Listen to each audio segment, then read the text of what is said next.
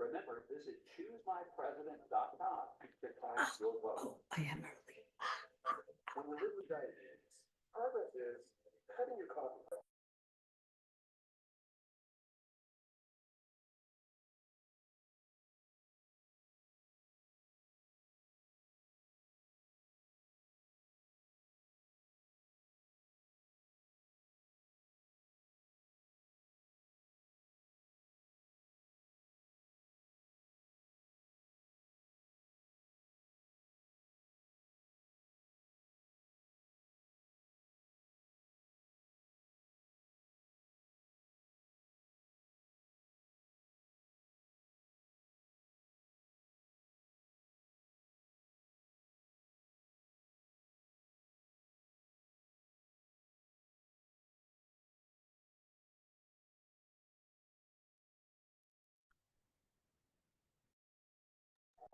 Good morning. And good morning to you.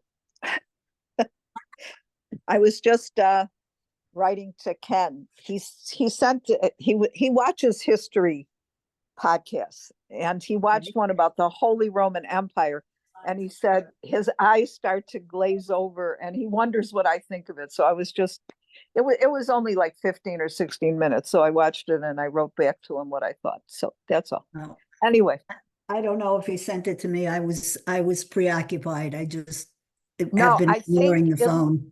it looks like he only sent it to Ralph and me. Oh, okay. Maybe, because it's not political, nothing to do with today or anything, Right. So So anyway, I watched Oh. Biden on The View. yeah, And it was a whole lot of nothing. I mean, he did fine. He was just talking about he didn't really get into too much Trump nastiness. He just talked about his years in the government. uh-huh. So nothing major. And but he did plug Kamala. Oh, of course. Yeah, he did, a nice bit of. Well, it would be strange if he didn't, but yeah, that's true. The Wordle Right. this morning made me so mad because my second word was toric, and I had to see, and I didn't even notice it. Yeah, you said that. That's funny. Because That if I had noticed it, I would have used torch as my third word. Of course, yes, that has happened a number of times. Oh my I goodness, think it's old there age, was an Lois. A or there was a P, you know what I mean? Yeah. Yeah, I know. exactly. Yeah. It was know. like, it's old age. That side of my head doesn't see. No, it happens. Yeah. Yeah. So any phone calls from anybody that No, they haven't called me back yet. And I'm going to call his office probably tomorrow, give him a couple of days and see if I can get the name. He had two people that he was going to eat, one or the other. And I'm going to call the office to see if I can get the name of the one he actually went to so that I can look him up and see what they say about him. Oh, good idea. That's a good idea. Yeah. So I'm thinking, if David hears me, he's going to start screaming, but I'm thinking of having a dinner, a Rosh Hashanah dinner on the Thursday night, that first night. Are you free or? Yeah. Oh, yeah. I have no family here. Dara will be here for Yom Kippur, but that's it. Oh, okay. All right. So anything you decide to do, if you want to include me, I'll come. If I decide to do anything, you're included. For sure, if we do anything, you're included. Oh, thank you, David. Oh, it's a big if, he said. I understand. You're number one on my list. You are terrific. Which list is that, David?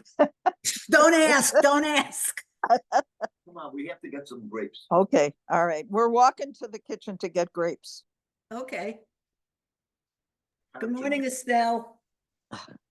Hi, Estelle.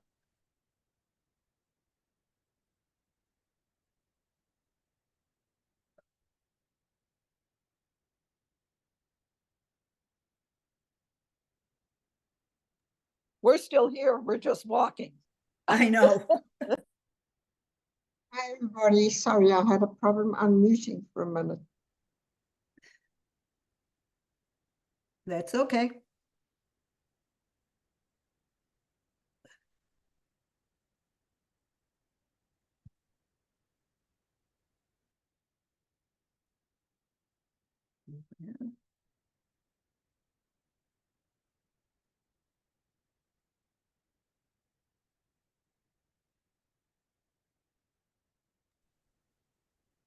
Liz, was Lynn there last night? Yes, Ah, and she did remember talking to me that morning. I that's love it. good. That's good. That's good. Yes. Okay, time to wake the rabbi.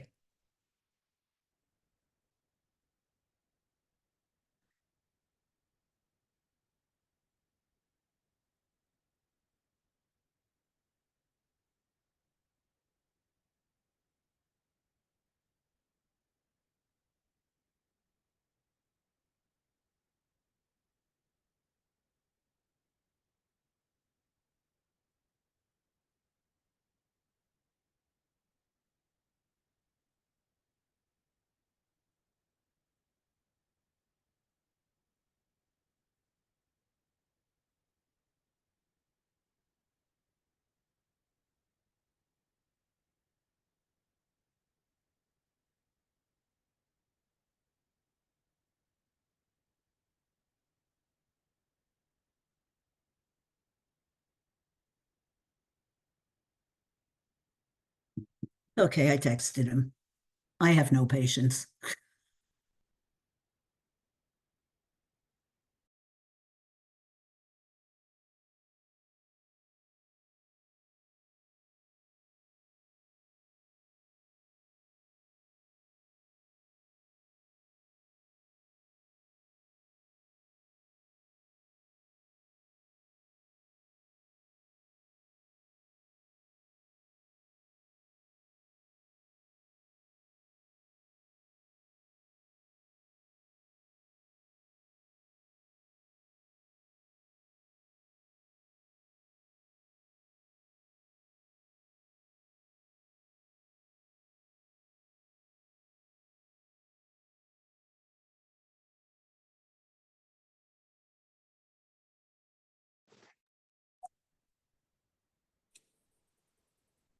Hi, sorry.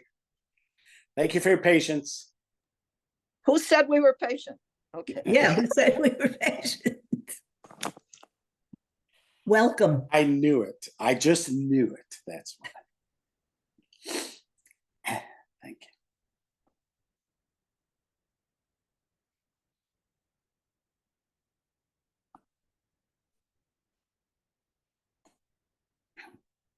Oops.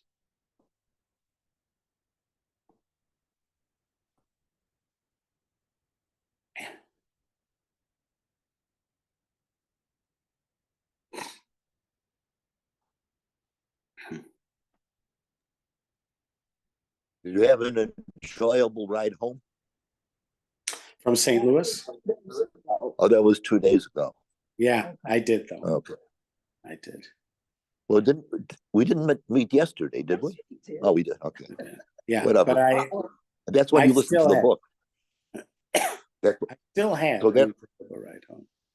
So you're like sort of like the Rambam when you're riding your donkey, so to speak, When I'm riding, I'm what? on your donkey. Yeah, You have it's a very similar. supercharged donkey, but It's it's very the same similar. thing. It's not so supercharged. It's... But at least you get to. At least nobody's disturbing you. Yeah, but I've had to adjust for my. I started to get tired on these trips, so I've now broken them up. So on that Sunday trip, I needed to be there. The key time to be there was in the early afternoon. So what I did was I left on Saturday night. I drove for like 3 hours and stopped in Springfield at a motel. And then And then I had like a 2-hour drive the next day. And then after the event was over at about 4 o'clock, I drove back for about 3 hours and stopped in Pontiac, and which is also about a 2-hour drive to Chicago. So I thought Pontiac was in Michigan. Yes. there is a Pontiac, Illinois, believe it or not. Thank you. And it has, I have been there on more than one occasion. One of the outstanding features of Pontiac, Illinois is a truck stop called Wally's. And it's this fantastic truck stop. It has inside of it a beef jerky section where there's a server and you choose from amongst several different kinds of beef jerky and get it by the pound. I cannot eat that, but I still can marvel at the fact that you're not just talking about wrapped beef jerky. No, this is a place that you go to as if you're getting ice cream, only it's beef jerky. And lots of other, my grandchildren insist whenever we go near Wally's, we have to stop there. So that's Just one to of drool. what? Just to drool a little bit. Well, there's all manner of other stuff, Oh, including okay.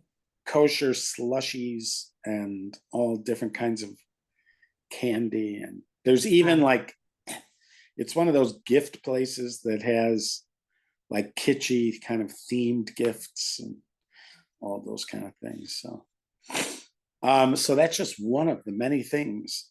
They have a downtown that looks sort of like the downtown in Back to the Future, where there's like some kind of a municipal building in the middle of a square. So there's music playing from like you're sitting in the sidewalk having coffee or something, and there's music playing from these speakers near the lights. And they have a Route 66 museum. And they have a Pontiac, like a car museum, even though the Pontiac is really about Pontiac, Michigan. Some entrepreneur decided to take advantage and created a car museum. So one year, there's a guy who's in several of my classes. His name is Jerry Pollard. He davens at DNG. And he's in his 90s, and he's somebody who's always getting out and doing things. So there's another guy and we've gone to several car museums with him. So one year we decided to go to Pontiac to see that Pontiac, Illinois, to see that Pontiac museum. Also, there was a Lincoln Douglas debate in Pontiac, Illinois. There's stuff that went on there. Don't underestimate it. No, I never will. It's like the Wayback Machine. Yes. Like. Yes.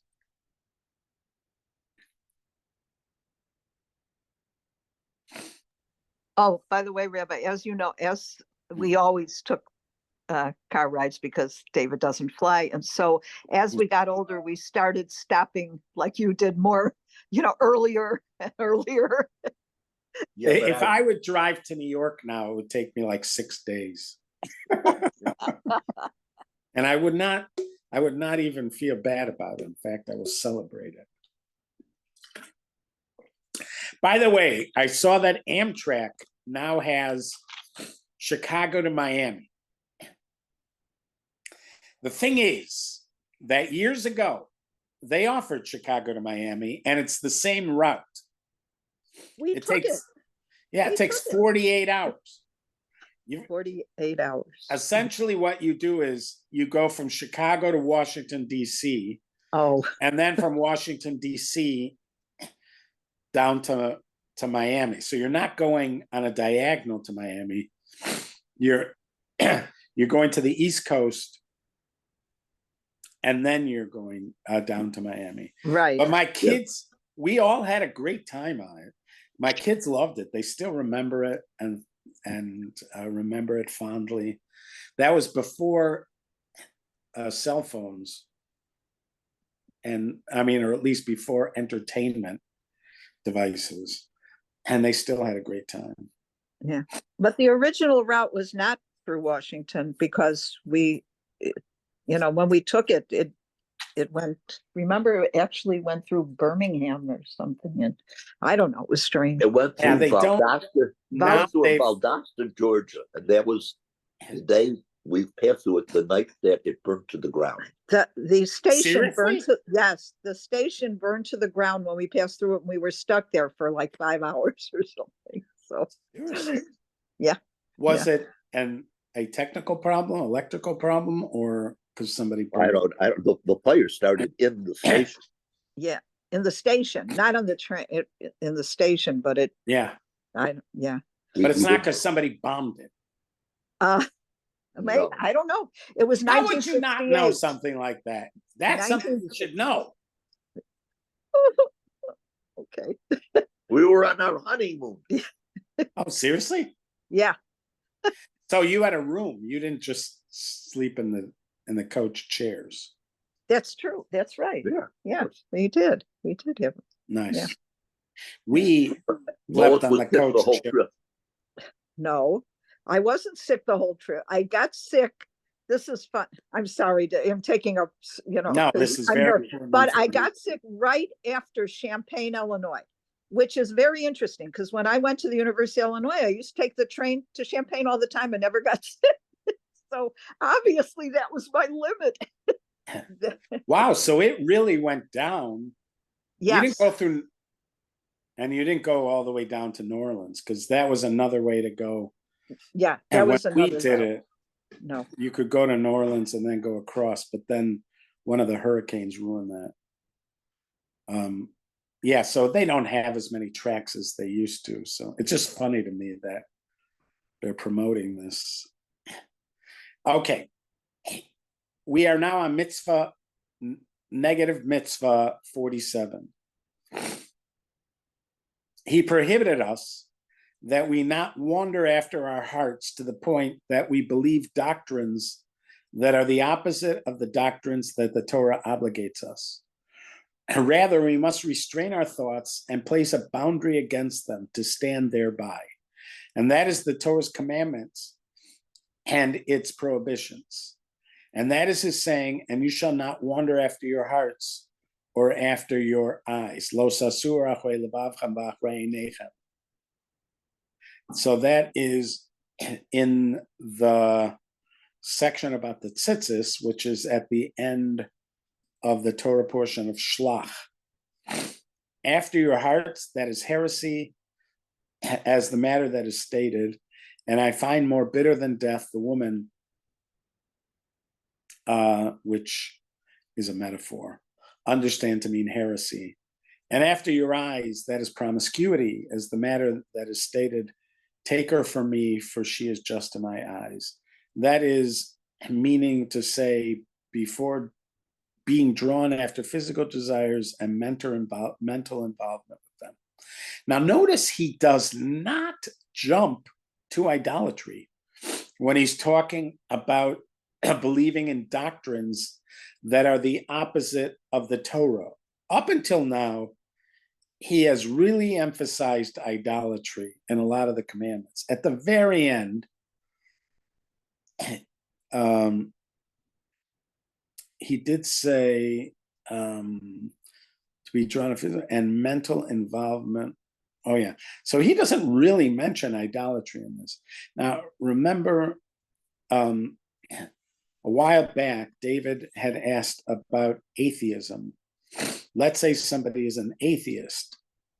So what I would assume that if somebody is an atheist, that he would violate this prohibition, because if you believe in a doctrine that are the opposite of the doctrines that the Torah obligates us,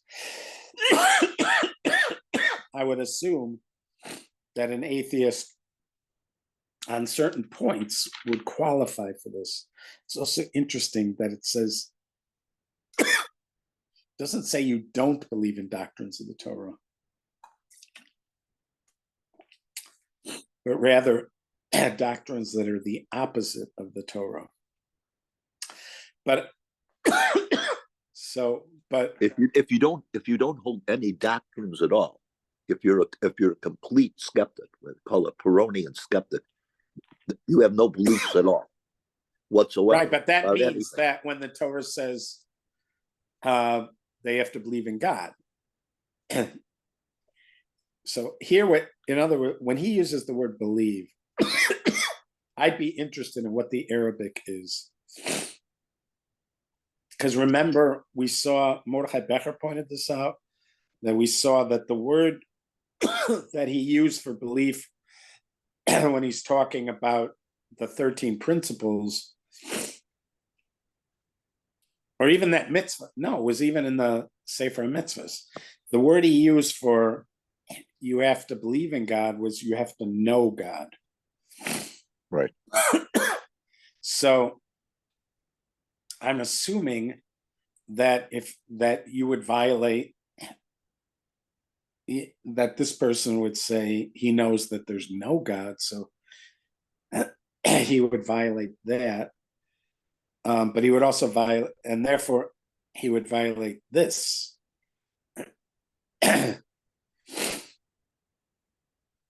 Also, what is he talking about here? Is he talking about the 13 principles of faith? When he says doctrines, what does he mean by doctrines? What do you think he means? What doctrines? Is he talking about mitzvahs, or is he talking about doctrines? In other words, principles. The Hebrew is deot. Here, let's just see. I'm just gonna definitely opinion. I'm just gonna look at, just do a quick search here. Oh. I'm using Perplexity. You would think the Rambam would like that. Guide to the Perplexity. So Perplexity is the AI search thing that I've been using. So in Maimonides,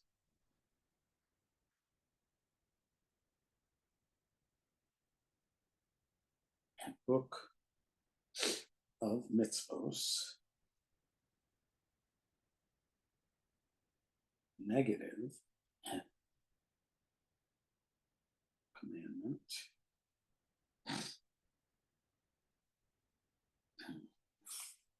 Is it 47? 47.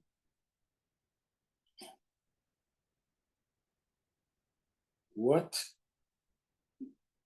does he mean by doctrines? Are these the 13 principles faith?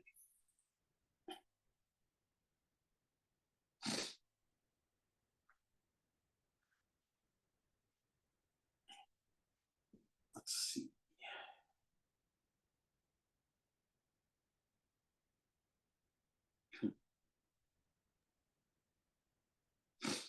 I wonder if they could have some political significance that the Torah would be against. I don't know what that would be. What are you talking about? A doctrine. Oh, but he's talking about doctrines opposite.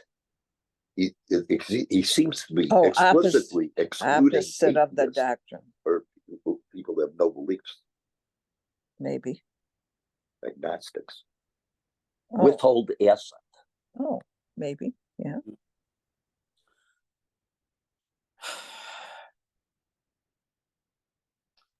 So Why is he meant? It seems like such a general thing that he's prohibiting. I mean, It says, I mean, he's getting it from that pasuk in the Torah. You should not go lo sasu achrei levavchem v'achrei einechem, and the Gemara's interpretation that achrei levavchem means after heresy. The thing is, I first asked, is it the 13 principles? It says this commandment is not directly related to the 13 principles of faith. Instead, negative commandment focuses on avoiding doctrines that contradict Jewish teachings, which could include any beliefs or philosophies not aligned with the Torah. So it's not just the 13 principles. That's what it's saying.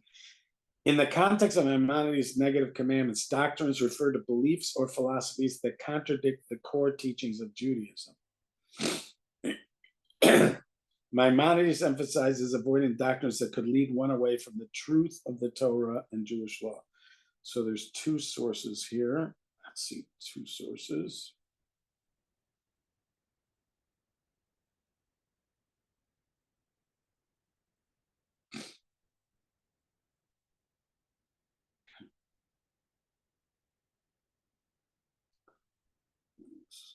Well, it's going to be a long one. Look at a different source. 1 second.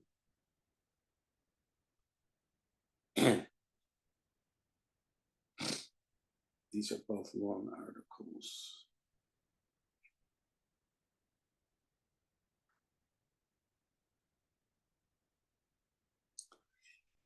So it looks like Perplexity, based on some other articles, it looks like they would say that even what we call the rationale for mitzvos.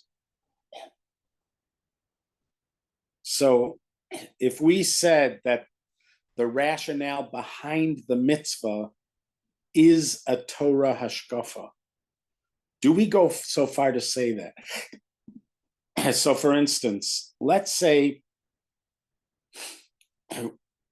the part of the rationale for ritual slaughter, shchita, or not slaughtering a mother and its calf on the same day, or shooing away the mother bird. And let's say they share a common rationale, which is that you are supposed to treat animals with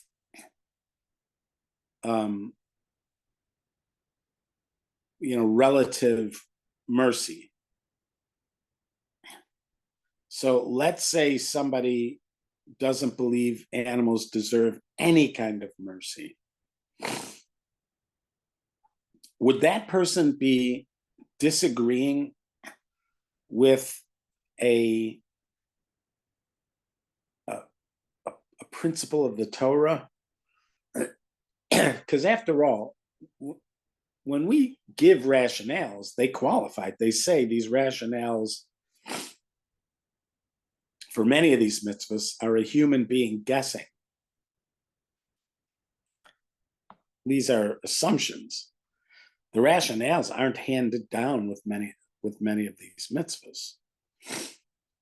So would you say that a rationale for a mitzvah represents Torah theology or the outlook of Torah in the world?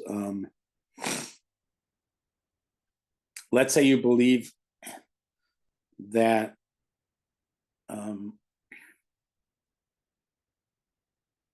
what would be another example of this?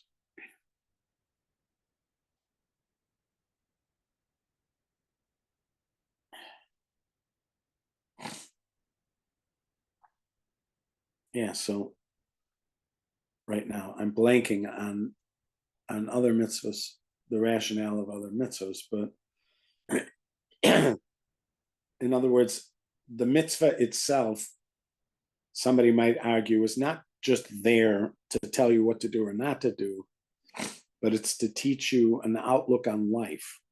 And so let's say against taking interest are you meant to, because interest does such harm to the other person, are you meant to extend that as an outlook? In other words, you shouldn't do any practices that cause harm to other people.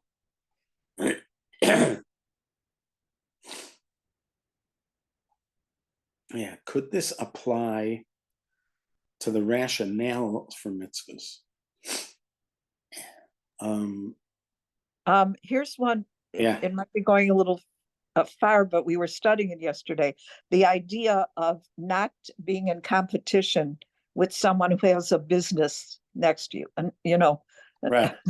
something like that, competition with your brother, taking Right. away So the- taking it like advantage of them, like that there might be unfair advantage.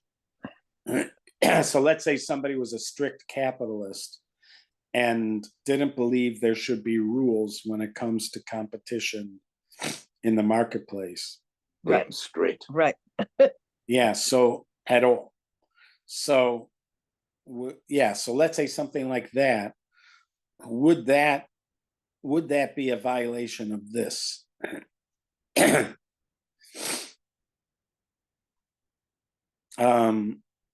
Let's say somebody did not believe in life after death. I mean, I think this would apply to the 13 principles. Even there, when I was asking it, it didn't say it didn't. It just says not limited to it. So I'm assuming it would apply to 13 principles, but let's say you added something like life after death, just the general principle.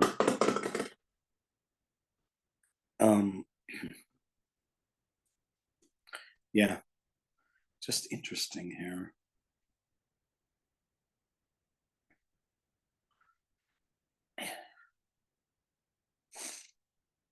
Okay. Also, what if you said the Torah didn't historically happen? Would that be a violation of this?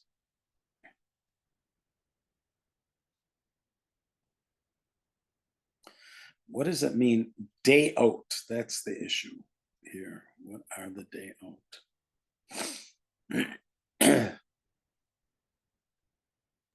Are you saying something like you didn't believe in the miracles? You don't really believe the Red Sea parted or something. Or you don't even think the whole event happened?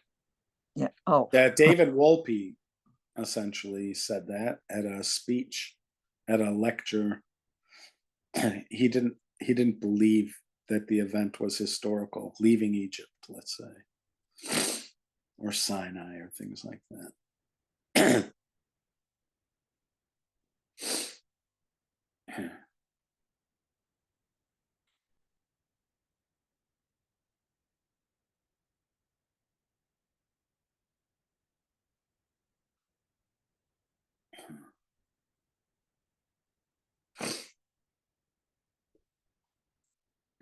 Here, let's look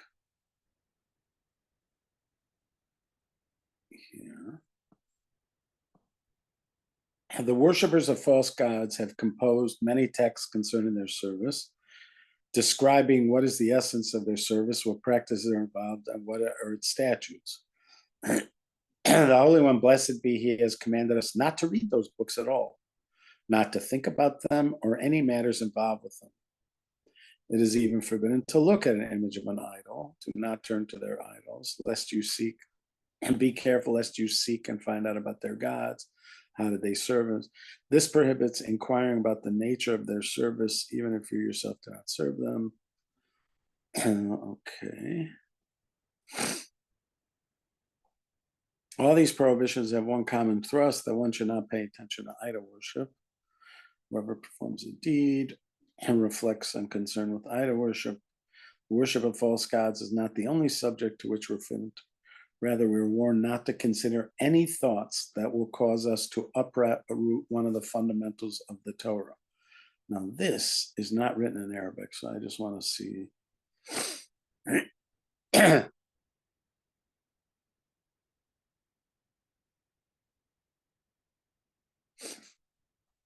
He uses the word day out. Yeah.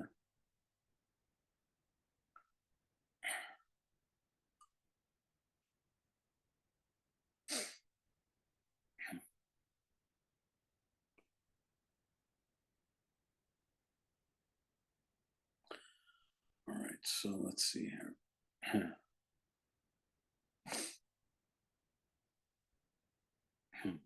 We are warned not to consider any thoughts which will cause us to uproot one of the fundamentals of the Torah. We should not turn our minds to these.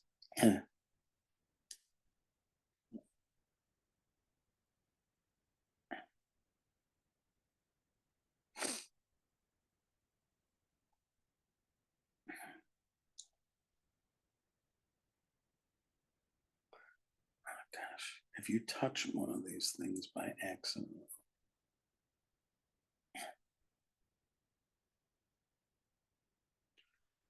we should not turn our minds to these matters, think about them, or be drawn after the thoughts of our hearts. In general, people have limited powers of understanding. Not all minds are capable of appreciating the truth in its fullness.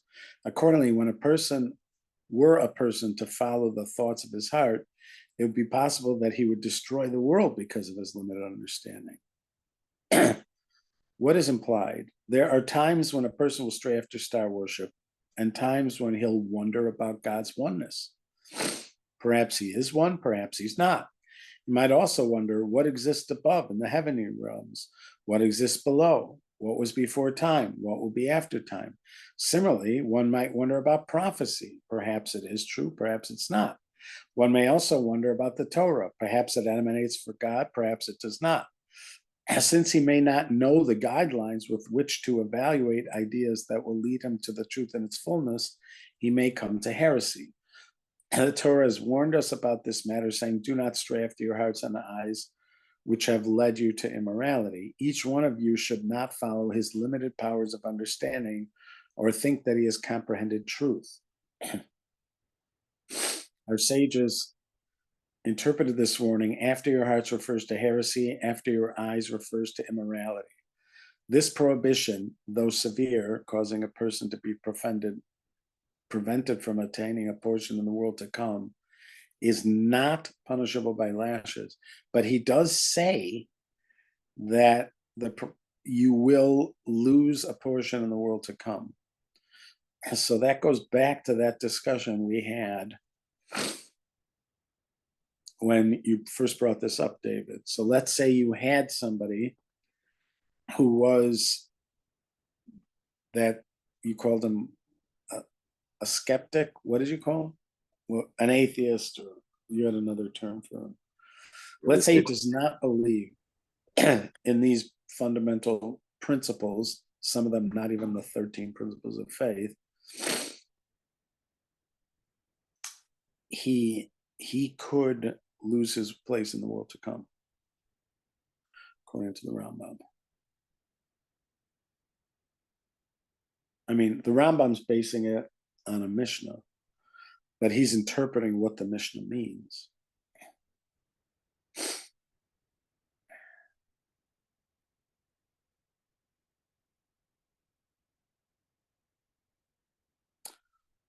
In general, people have limited powers of understanding.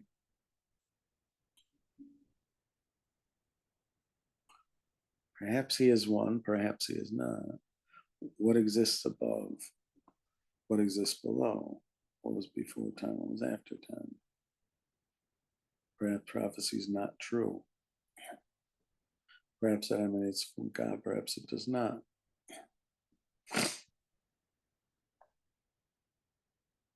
Yeah. So he's including all these things in this. Okay. Again, it was pretty, does seem pretty general. We've not much more guideline, but he's giving more information in the codes about what he. The first questions he asked don't seem to be very skeptical. If I ask, what it occurred before time and what'll happen. But I'm not, that by itself is not a heretical thought, like questioning whether prophecy is true. I know, remember in the beginning, he said, even there's certain things that can lead you to heresy. Sounds like you're not even supposed to consider the things that could lead you to heresy. That's in the Talmud, isn't it? Well, it's even here. Yeah, but he's saying there Yeah. are times when a person was, he said, we don't have full, in general, people have limited powers of understanding. Not all are capable of appreciating the truth. Were a person to follow the thoughts of his heart, it is possible that he would destroy the world because of his limited understanding. It sounds like even pursuing this, even though when you begin pursuing it, you're not an outright heretic, but it sounds like even pursuing these paths would be forbidden because you could become an outright heretic.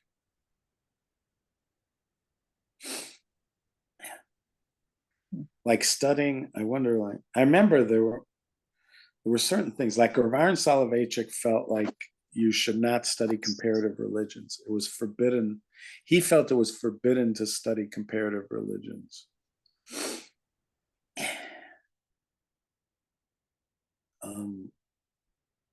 But I wonder, like, he certainly seemed to have read the existentialists, or at least his brother did.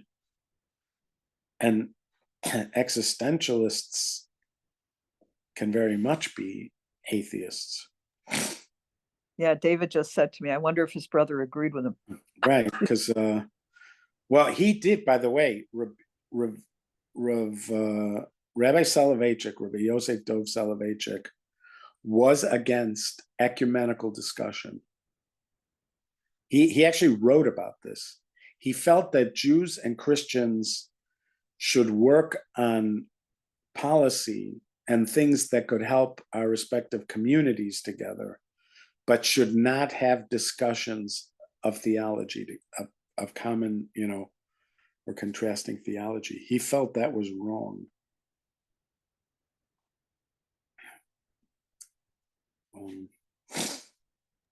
And I've asked people about it because there's Rabbi Riskin has a center for like theological discussion between Christians and Jews, or it still exists, and it seems to have flown in the face of Rabbi Soloveitchik. He's supposedly a student of Rabbi Soloveitchik, and it seems to have flown in the face of what Rabbi Soloveitchik wanted. And when I brought it up to various scholars associated with it, they acknowledged that Rabbi Soloveitchik probably wouldn't have agreed. So it could be that he also holds that. But for some reason, studying existentialists would be different. I wonder why. Because he clearly must have studied he was called an existentialist, a religious existentialist. If you read his doctoral dissertation, which was in philosophy, he goes through the whole history of the late 19th century and all the people who, there was a big, thing with. He was reading a lot of atheists. Right. Yeah, so that's interesting how he could do that. I may bring it up with some of his students. Okay. This is if kind of cute if you want. The Chabad has all the mitzvahs for kids, and the way they do this one is nice. Yeah. a boy, little Benny, was a very, very good boy, and his mother said, you know what? I'm going to give you a gift. We're going to go to a toy store, and you could pick out a gift. So they go to the toy store, and then he comes back to his mother's after going through the aisles and says, I can't decide. There's too many. I can't decide. And she says, let's put some guidelines. Okay. It can't be more than $5. It has to be something you can share with someone, and something else. And so they explained this, the Torah and Mitzvot set guidelines for us to follow and show us the path we should choose. They point us in the right direction. So they're guidelines. That's how they teach this to kids, and so it's interesting. Kind of cute. Yeah. Interesting. Clever people. Thank you for sharing that. I look forward to learning next week on Monday. I think we'll do Monday and Tuesday. I don't think we'll learn Wednesday, but I think we'll do Monday and Tuesday. And I'm Right. very grateful Thank you. for Thank you. able to learn with you guys. Be well.